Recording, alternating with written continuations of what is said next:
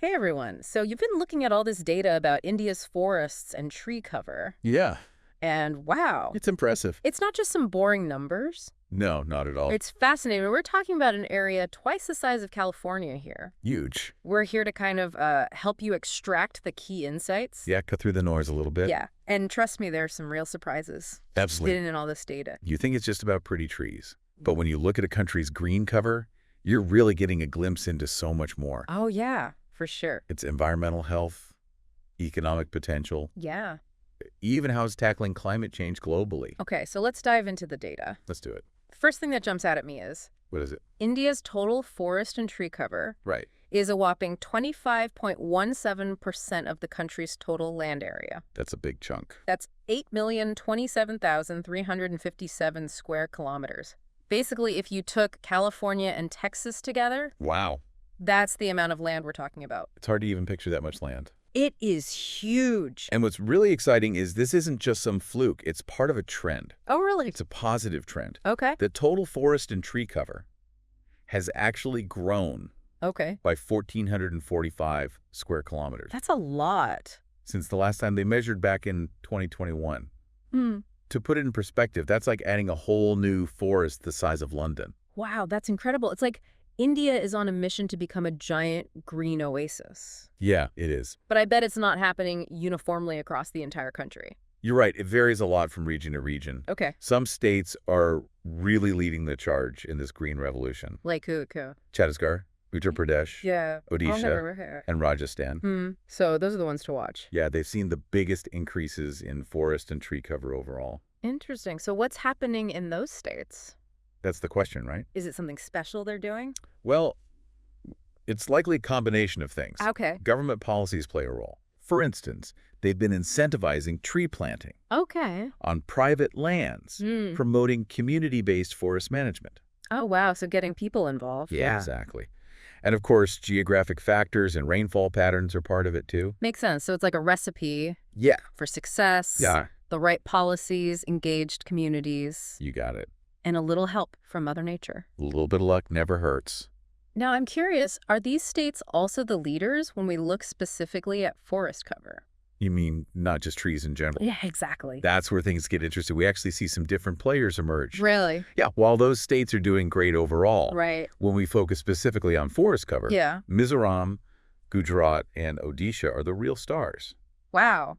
A few surprises in the mix. Yep. So some states are doing great increasing tree cover overall, but these three are specifically excelling at expanding their actual forests. I'm guessing this means different things for the environment depending on what's dominant. Absolutely. Each type of green cover has its own role and benefits. Oh, yeah, for sure. Forests, with their complexity and biodiversity, Yeah. they provide different environmental services Right. compared to, let's say, scattered trees in a city. Interesting. Okay, so we've got these rising stars, Right. but I'm also curious about the heavyweights. The champions. Yeah, the champions of the forest world. Who are the states boasting the most forest cover overall? If we're talking area, Yeah. Madhya Pradesh, Arunachal Pradesh, and Maharashtra are the kings. Those are big states. They are. They have vast forests covering a huge part of their land. Wow. Talk about being giants of the forest. But size isn't everything, right? Nope. What about the percentage of forest cover relative to their size? Yeah, good point. Now that's where things get really interesting. Think tropical islands, lush and green. Okay, I'm picturing it. That's like Lakshadweep, Mizoram, and the Andaman and Nicobar Islands. Oh. They're practically covered in forests. Okay, I'm officially adding those to my travel bucket list. Yeah. It's amazing to see how diverse India's landscape is when it comes to forest cover. It really is. But I bet this data tells us more than just how much forest cover exists. Yeah, there's so much more to it. It also reveals something about the economic and environmental value. Oh, absolutely. These forests are far more than just pretty landscapes. Right. They're essential for things like carbon sequestration, water regulation, Oh, yeah. biodiversity conservation, even the livelihoods of millions of people. So it's like a hidden treasure trove of benefits. It really is. And speaking of treasures, what are some of the specific resources and ecosystems that stand out in the data? Well, one that caught my eye is the mangrove forests. Mangroves. Okay, yeah. India has 4,992 square kilometers of mangrove cover. Wow. which is absolutely crucial for protecting coastlines from erosion, Oh, right. providing nurseries for fish, Okay. and even sequestering carbon. Right, mangroves are like the unsung heroes of the coastal world. They really are, working hard behind the scenes. What else jumps out at you? Well, the report talks about the growing stock of wood in Indian forests. Okay, yeah. It's estimated at a massive 6,430 million cubic meters. Imagine 2.7 billion telephone poles. That's mind-boggling. That's how much wood we're talking about. Wow. That's a lot of timber. I can see how sustainably managing that could be huge for the economy. Especially in rural areas, you're right. But it's not just about wood, right? There are other forest products playing a role, too. Oh, for sure. Bamboo, for instance. Oh, yeah, bamboo. It covers a whopping 1,054,670 square kilometers. It's used for everything. Yeah, it's amazing. Construction, furniture, textiles. It's a wonder material. And let's not forget about all the medicinal plants and other non-timber forest products that contribute to local livelihoods. Yeah, and to the economy overall. Exactly. It's amazing to think about how much these forests contribute, It really is. both in terms of resources and those ecosystem services. Which we often take for granted. Oh, for sure we do. Yeah. But I'm also curious about their role in mitigating climate change. We hear a lot about carbon sequestration. Right. But how exactly are India's forests contributing to that global effort? That's a great question. You see, those trees aren't just standing there looking pretty. Right. They're actively absorbing carbon dioxide from the atmosphere Okay. and storing it in their wood, leaves, and roots. Mm. And the data shows that India's forests are holding a staggering 7,285.5 million tons of carbon. Wow, that's a lot. That's like taking 1.5 billion cars off the road for a whole year. Wow. So India's forests are acting like this giant natural air purifier. Exactly. They're quietly working to offset our emissions. But how does that compare to their climate targets? That's the interesting part. Okay. India is exceeding its climate targets in this area. Their goal was to have an additional carbon sink of 2.5 to 3 billion tons of CO2 equivalent by 2030, compared to 2005 levels. Okay. And guess what? They've already achieved an additional sink of 2.29 billion tons. So they're ahead of schedule. They are. It seems like India is quietly becoming a global leader in carbon sequestration. It's a story worth paying attention to. It really is. But even with the success, I'm wondering, are there any challenges highlighted in the data? Yeah, you're right. Managing such vast and diverse forests can't be easy. It's a bit like a balancing act. In what way? Well, while we see all this positive growth, there are still areas facing deforestation pressures. Okay, so it's not all good news. Right. Think about it. India has a massive and growing population, Yeah, that's true. and that puts a strain on land resources. Right, so it's that classic dilemma of balancing the needs of people with the needs of the environment. Exactly. Is there enough space for both to thrive? That's the question. Yeah. Urbanization is another factor. As cities expand, forests get cleared for housing and infrastructure. Yeah, makes sense. And we can't forget about agricultural land. Right. Feeding over 1 billion people takes a lot of farmland.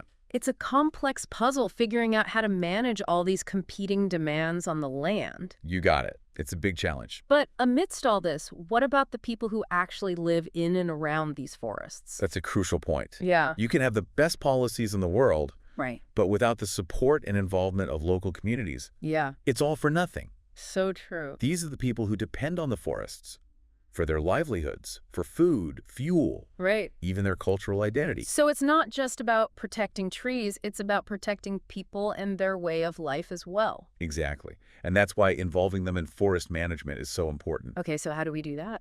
They have a deep understanding of the ecosystem. Okay. They know the challenges. Right. And they often have traditional knowledge that can be incredibly valuable. It makes you realize conservation isn't just a top-down approach. No, it's not. It's about finding ways to empower local communities. To be stewards of their own forests. I like that. Yeah. Okay, let's shift gears a bit. Okay. In all this data, what really jumped out at you? For me, it's the incredible potential India holds.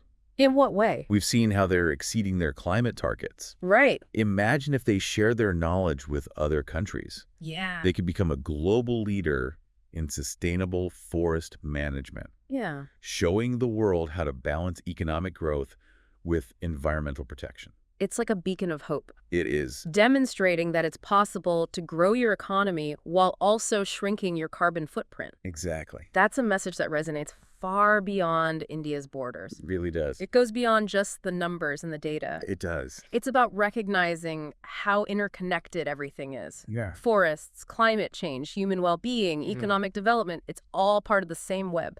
All these pieces fit together. It's like a giant domino effect, It is. where positive actions in one area can ripple out and create positive change across the globe. It's a beautiful thing. But I think a lot of people hearing all this might be wondering, Yeah. what can I do? It's a natural question. How can I contribute to a greener future? That's the question we all need to ask ourselves. And what's the answer?